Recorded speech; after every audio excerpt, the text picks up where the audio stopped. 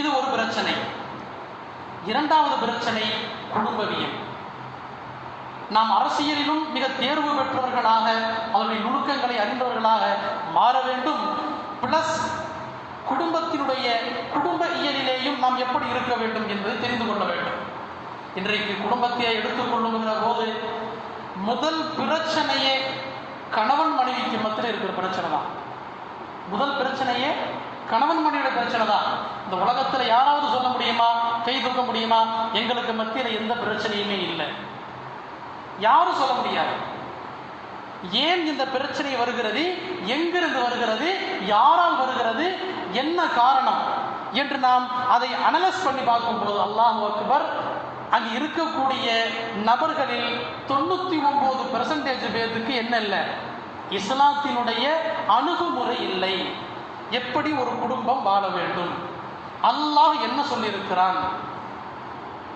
திருமணத்திற்கு முன்னாலேயே சில கவுன்சிலிங்களை நம்ம எடுக்கணும். சில கவுன்சில் நமக்கு அவசியம். கணவன் மனைவிக்கு மாத்திரம் என்ன இல்லை, அவசியம் இல்லை. குடும்பத்திற்கே என்ன செய்யணும், கவுன்சிலிங் கொடுக்கணும். குடும்பத்திற்கே அவசியம். பெற்றோருக்கு அவசியம், கணவனுடைய பெற்றோர்களுக்கு, பிள்ளையுடைய பெற்றோர்களுக்கு, அந்த கணவன் மனைவிக்கு, அந்த குடும்பத்திலே வேறு யாராவது அண்ணன் தம்பிகள் இருந்தால் அவர்களுக்கு, அக்கா தங்கச்சி இருந்தால் அவர்களுக்கு, எல்லோருக்குமான கவுன்சிலிங் கொடுக்கப்பட வேண்டும். இஸ்லாத்தினுடைய ஒரு முக்கியமான கோட்பாடு இருக்கிறது. அந்த கோட்பாடுகள் மாத்திரம் இன்றைய கால சமுதாயத்திற்கு விளங்கிவிட்டால் நிச்சயமாக சொல்லுகிறேன், குடும்பத்தில் எந்த பிரச்சனையும் இல்லை. பெற்றோர் பிள்ளைகளுக்கு மத்தியில் பெரிய அளவு பிரச்சனை வந்துடாது. எப்படியாவது ஒரு அடிப்படையில் இப்படி வளைஞ்சு கொடுத்து போயிடுவான். ஆனால் இங்கே பிரச்சனை அப்படின்னு வந்து நிற்கிறதே எதுதான் அப்படின்னு சொன்னால் கணவன் மனைவியினுடைய பிரச்சனை தான். அதுதான் மிக பெரும் அளவிலே பூதாகரமாக எடுத்துக் கொண்டிருக்கிறது. பேசிக்கா சொல்றதா இருந்தால் இந்த பிரச்சனை எங்கே இருந்து வரும் அப்படின்னா, நல்ல தீர ஆராய்ந்து பார்த்தோம் அப்படின்னு சொன்னா அந்த பிரச்சனை அது பெண்ணிடத்திலிருந்து தான் வந்திருக்கும். அங்கிருந்து தான் ஸ்டார்ட் ஆகும். நம்ம ஹவ்வா அம்மாட்ட இருந்ததுன்னா ஸ்டார்ட் ஆச்சு பிரச்சனை. ஆதம் அலைஹிஸ்ஸலாம்கிட்ட இருந்து இல்லை, யார்கிட்ட இருந்து? ஹவ்வா அலைஹிஸ்ஸலாம். அவங்க தான் அதை கொண்டு வர்றாங்க. இந்த பழத்தை நீங்கள் சாப்பிட்ருங்க, கணவர்கிட்ட போய் சொல்கிறாங்க, இந்த பழத்தை சாப்பிட்ருங்க அப்படின்னு சொல்கிறாங்க. சரி, மனைவி சொல்கிறாங்களே அப்படின்னு சாப்பிட்டது தான் பிரச்சனை. என்னாச்சு? இன்றைக்கெல்லாம் நம்ம இந்த ஜும்மாவுக்கு இங்கே உட்காந்துட்டு இருக்கோம். இப்போ பிரச்சனை நல்லா அனலைஸ் பண்ணி பார்க்கும்போது பார்த்தீங்கன்னு சொன்னால் ஒரு சில இடங்களில் அங்கே பெண் தரப்பிலிருந்து சில விஷயங்கள் வந்திருக்கும். இன்னும் சில இடங்கள்ல இப்படியும் இருக்கும். என்னது? ஆணின் புறத்திலிருந்து சில பிரச்சனைகள் உண்டாயிருக்கும். இதை எப்படி அணுக வேண்டும்? ஸல்லல்லாஹு அலைஹி வஸல்லம் அண்ணனுடைய வாழ்க்கை வரலாறை நம்ம புரிஞ்சுக்கிறணும். ஃபாத்திமா ரலியல்லாஹு அவங்களுக்கும் அலி ரலியல்லாஹு அவங்களுக்கும் ஏதோ சில மனக்கசப்பு, ஏதோ ஒரு மனக்கசப்பு. ஸல்லல்லாஹு அலைஹி வஸல்லம் அங்கிருந்து வர்றாங்க. வந்தவங்க ஃபாத்திமாட்ட கேட்குறாங்க, எங்கே அலியார் எங்கே போயிட்டாங்கன்னு கேட்குறாங்க. யாரை சொல்ல அவங்க போயிட்டாங்க அப்படின்னு வந்து பார்த்தா பள்ளிவாசல்ல படுத்திருக்காங்க. அலியும் கர்ரமல்லாஹு வஜ்ஹா கேட்குறாங்க, என்ன இங்கே படுத்திருக்கிறீங்க அப்படின்னு. எவ்வளோ அற்புதமான ஒரு அணுகுமுறை. இன்னைக்கு நிறைய பேர் சொல்றாங்க, அதெல்லாம் ரசூலுல்லாஹ்வுடைய காலத்தில் வாழ்ந்தது. நான் அடித்து சொல்லுகிறேன், இன்னும் கோடான கோடி வருடங்கள் கடந்தாலும் அவர்கள் தான் நமக்கு முன்மாதிரி. அல்லாஹ் குர்ஆன்ல சொல்லிட்டான், இனி நீங்க வரக்கூடிய ஒவ்வொரு ஜெனரேஷன், நீங்க வானத்துல பறந்தாலும் சரி, உங்களுடைய வாழ்க்கை இந்த முறைப்படி தான் இருக்க வேண்டும், இப்படித்தான் நீங்கள் வாழ வேண்டும். இதை தாண்டி நீங்கள் வேறு ஏதாவது ஒன்றை யோசித்தால் உங்களுடைய குடும்பங்களுக்குள் பிரச்சனை உண்டாகும். அல்லாஹ் ரசூல் சொன்னதற்கு மாற்றமா, அவங்க வாழ்ந்து காட்டியனுடைய முறைகளுக்கு மாற்றமா நீங்கள் வாழுகிற போது குடும்பத்திலே பிரச்சனை உண்டாகும். அது எந்த மாற்றம்? அப்போ கேட்குறாங்க, சொல்கிறாங்க, இந்த மாதிரி இப்படி ஆகிப்போச்சு. ஒன்றும் இல்லை யாரை சொல்லலாம். ஸல்லல்லாஹு அலைஹி வஸல்லம் கடைசி வரைக்கும் அது என்ன பிரச்சனைன்னே கேட்கல. அது என்ன பிரச்சனைன்னு கேட்கல. ஃபாத்திமா ரலியல்லாஹு அவங்கள்ட்டையும் கேட்கல, அலி ரலியல்லாஹுட்டையும் கேட்கல. போய் சமாதானப்படுத்துறாங்க. யார? தன்னுடைய மகளாரை. இதுலேருந்து நம்ம என்ன புரியுறோம் அப்படின்னு சொன்னா, அந்த விஷயங்களை அணுகுமுறையோடு அந்த விஷயத்தை காதல கேட்ட உடனே கொதிச்சு எழுந்துடக்கூடாது.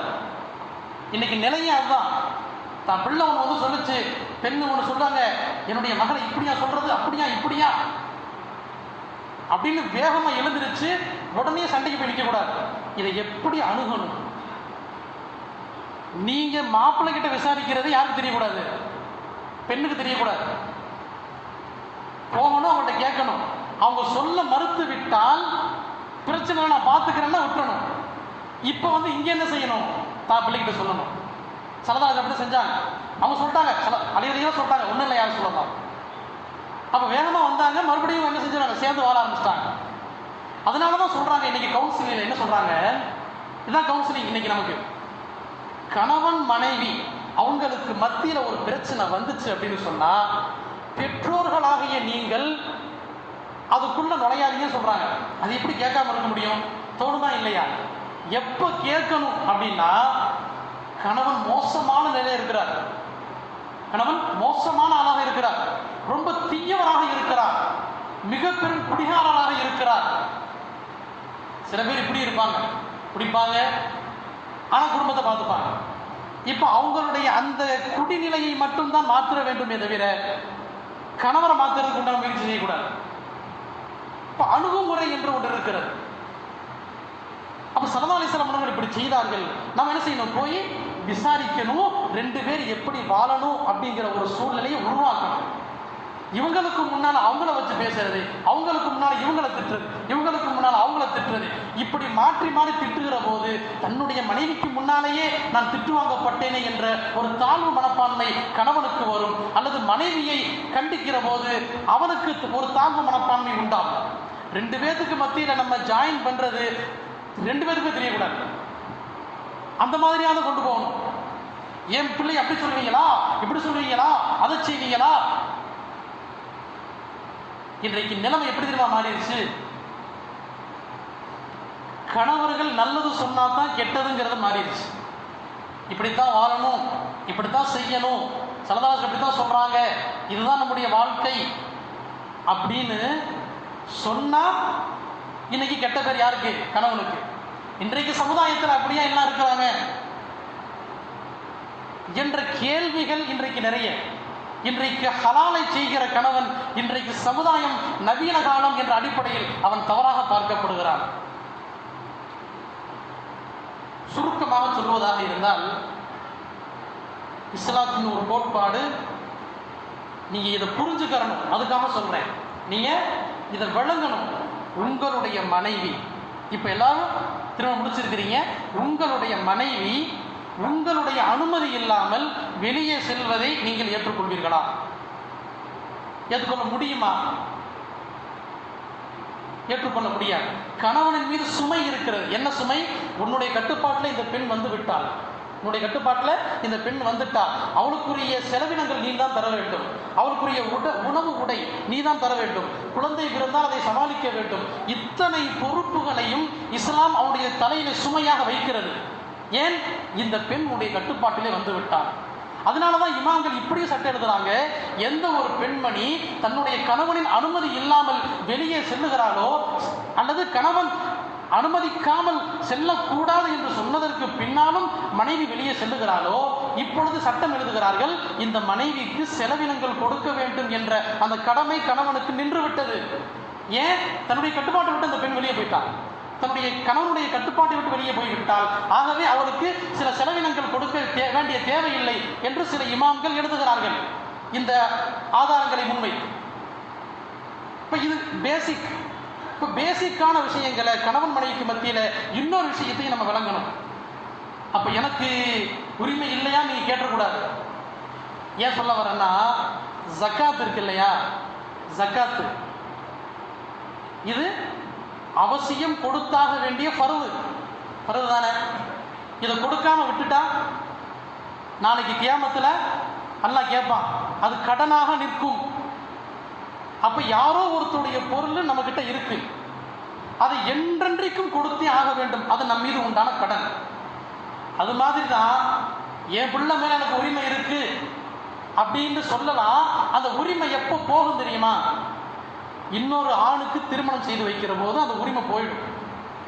முழு கட்டுப்பாடும் கணவன் கையில போயிருது. அதனாலதான் அவன் எல்லா சுமைகளையும் தாங்கி கொண்டிருக்கிறான். அதனாலதான் அவ்வளவு செலவு செய்ய வேண்டிய சூழ்நிலை அவனுக்கு வருது. அப்ப கட்டுப்பாடு இருக்குகிற போது இஸ்லாம் எழுதுகிறது, இஸ்லாமிய நுண்ணறிவாளர்கள் ஹதீஸ்களுடைய இன்னும் நிறைய ஹதீஸ்கள் இருக்குது சொல்லலாம்.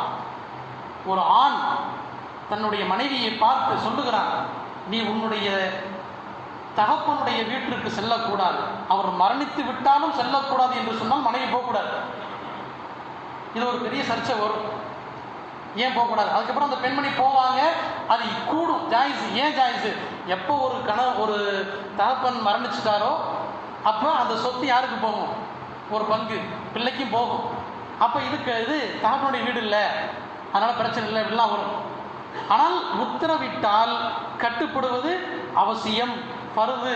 அதனாலதான் சொல்லுவாங்க, கணவனுக்கு அடுத்துதான் பெற்றோர்கள், கணவனுக்கு அடுத்துதான் பெற்றோர்கள். கணவன் செய் என்று சொன்னால், பெற்றோர்கள் செய்யக்கூடாது என்று சொன்னால் கணவன் சொன்னதை தான் செய்ய வேண்டும். இல்லைன்னா அந்த கணவனுடைய உரிமையை பறிக்கிற மாதிரி. ஆமாவா இல்லையா? அந்த உரிமையை என்ன செஞ்சிட்டோம்? பறிச்சிட்டோம்னு அர்த்தம். இங்கிருந்து பிரச்சனை ஸ்டார்ட் ஆகும். நான் சொல்லி கேட்கல தானே? இப்ப கணவனுடைய உரிமையை பறித்து விட்டு, இன்னைக்கு எப்படி நம்முடைய மனைவி விஷயத்துல நம்ம சில விஷயங்களை ஏற்றுக்க மாட்டோமோ, அது போல நம்முடைய பெண்களுடைய விஷயத்துல, நாம பெற்றெடுத்த பிள்ளை விஷயத்துல இந்த விஷயத்தை நம்ம விளக்கணும். அல்லாஹு தாலா பிள்ளைகளை பெற்றெடுக்க வைக்கிறான்னு, அதுல பெண் பிள்ளை இருக்குது, அந்த பெண் பிள்ளை அது நம்முடைய பிள்ளையாக பிறக்குது நம்ம நினைக்கிறோம். ஆனா யாரோ ஒருத்தருடைய மனைவியத்தான் அல்லாஹ் நமக்கு பிள்ளைய பிறக்க வச்சிருக்கான். அந்த தாய்மைங்கிற தகப்பன்கிற அந்தஸ்தை கொடுத்து நமக்கு ஒரு கண்ணியத்தை கொடுக்கிறானே தவிர, அதை பயன்படுத்தி நம்ம கணவனுடைய உரிமைகளை பறிக்கிறதுக்கு நமக்கு எந்த உரிமையும் இல்லை. அப்படி நம்ம பறிச்சுட்டோம் அப்படின்னு சொன்னா அந்த குடும்ப வாழ்க்கை இரண்டாக பிளந்து விடும். அந்த கணவனோடு பிள்ளை வாழ மாட்டாள். என்னுடைய அத்தா அம்மா, ஏன்னா சின்ன வயசுல இருந்து வாழ்ந்த பிள்ளை, அத்தா அம்மா தான் முதல்ல தெரியும். அப்ப நாம செய்யணும், என்ன செய்யணும்?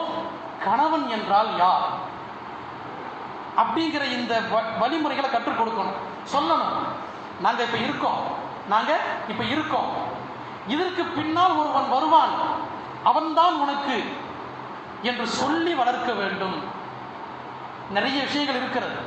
இன்ஷா அல்லாஹ் அதை பற்றி பேசுவதற்காகவும், அதை பற்றி எடுத்து மிக தெளிவாக சொல்வதற்காகவும் எதிர் வருகிற ஞாயிற்றுக்கிழமை அதற்கு உண்டான சில கவுன்சிலிங் இருக்கு.